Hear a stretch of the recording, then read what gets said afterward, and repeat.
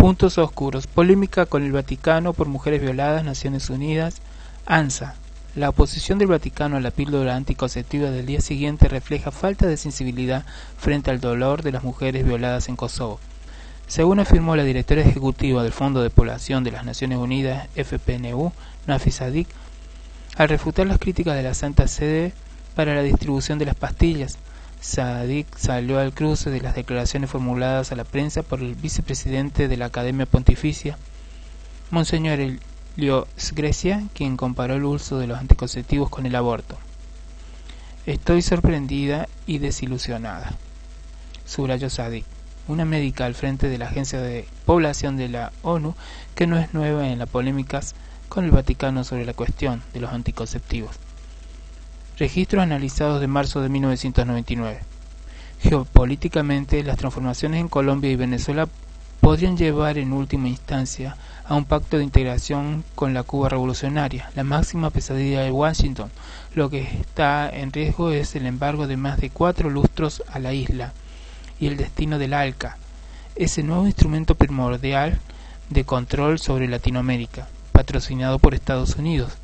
En contraste con la estrategia militar de tierra arrasada en Colombia, Washington ensaya una vía cívico-militar para derrocar al presidente venezolano Chávez.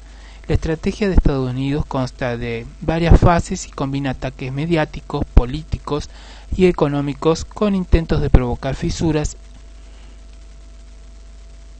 en lo militar que tienden a provocar el clima propicio para un golpe de Estado.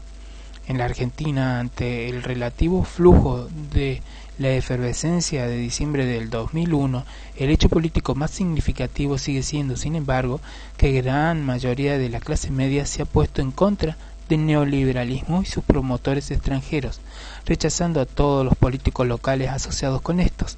A diferencia del golpe de 1976, en el que Estados Unidos y los generales fueron capaces de echarle la culpa a la izquierda por el desorden y la violencia. En 2002 fueron los regímenes liberales derechistas proestadounidenses los que confiscaron los ahorros de la clase media, haciendo descender sus niveles de vida y reprimiendo violentamente las asambleas y los cacerolazos. ¡Qué porquería de lucha del poder!, pensaron. Cavilar prosiguió con más datos.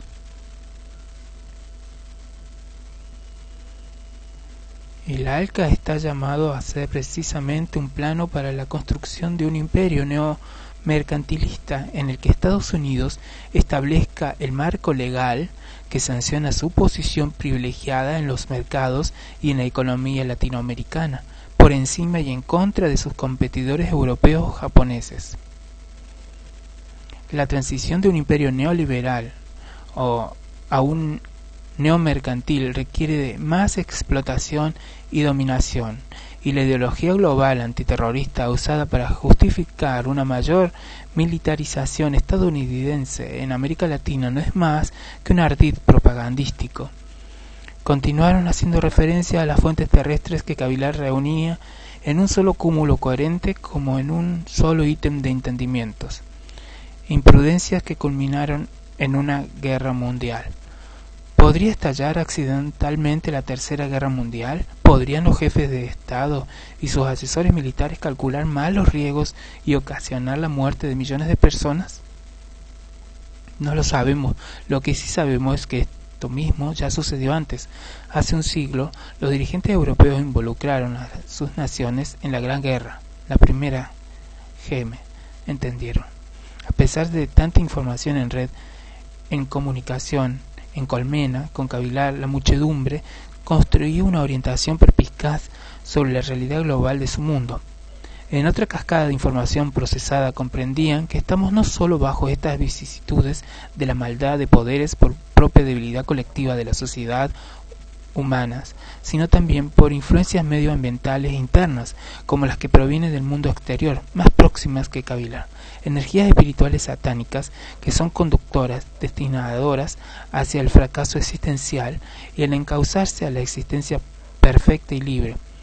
El entender algo, aunque mucho, con semejantes herramientas de procesamiento colectivo, les plantea nuevos ítems, nuevos incluso para el computador viviente Cavilar, hasta para esas mismas tontas entidades que descubrían de lejos, siempre interviniendo en la verdadera libertad de los rumbos de la sociedad, de sociedades terrestres, como en el mundo de Cavilar, quizás por otras fuerzas parecidas, no iguales, y en otras circunstancias de otros remotos tiempos que lo originaron del fracaso del mundo de su sociedad, sublimaron lo verdaderamente esperanzador para su pequeña y fraterna unidad terrestre, huéspedes de la amistad extraterrestre.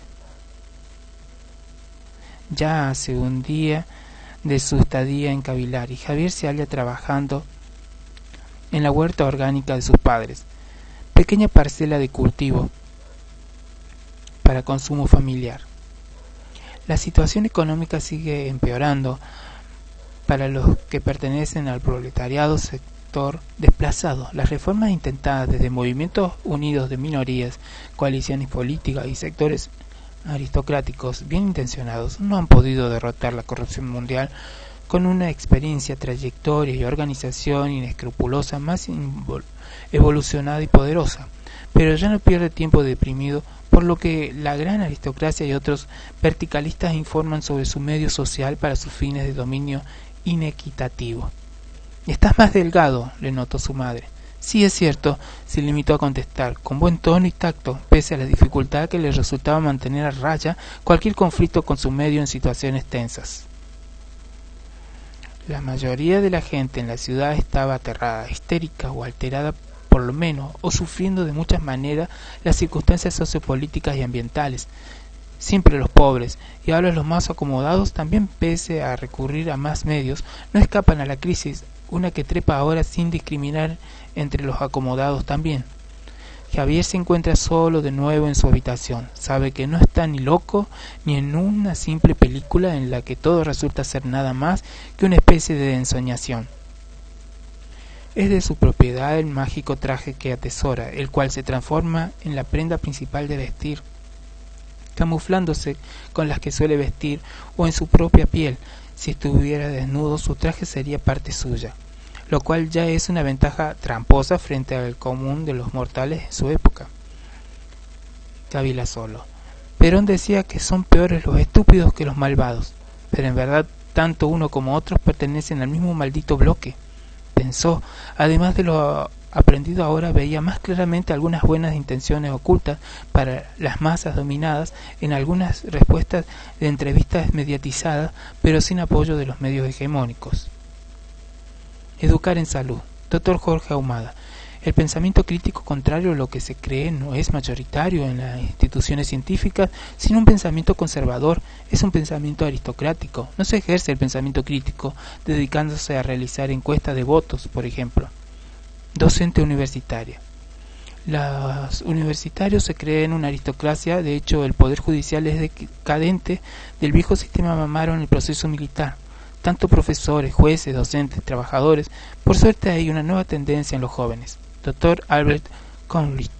Investigaciones con drogas sobre pacientes con placebos, un dilema ético y económico.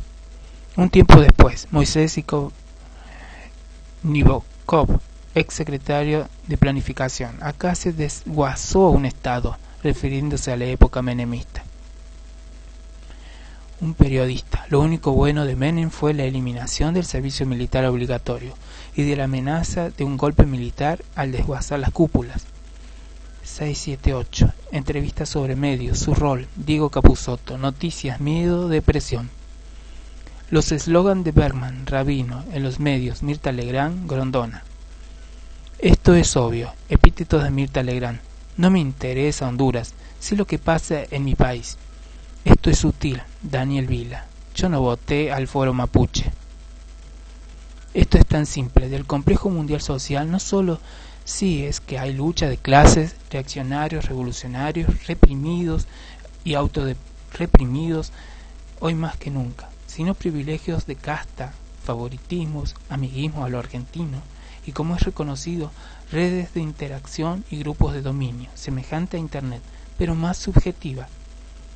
Note nada más, dice en La Colmena, primera ubicación de Galeano, Las venas abiertas de América Latina, páginas 16 al 17, los siguientes puntos, y el título ya lo comprendían bien a todos. Suma el volumen de información con la del volumen emocional de la colectividad humana en el cavilar. Esto, la División Internacional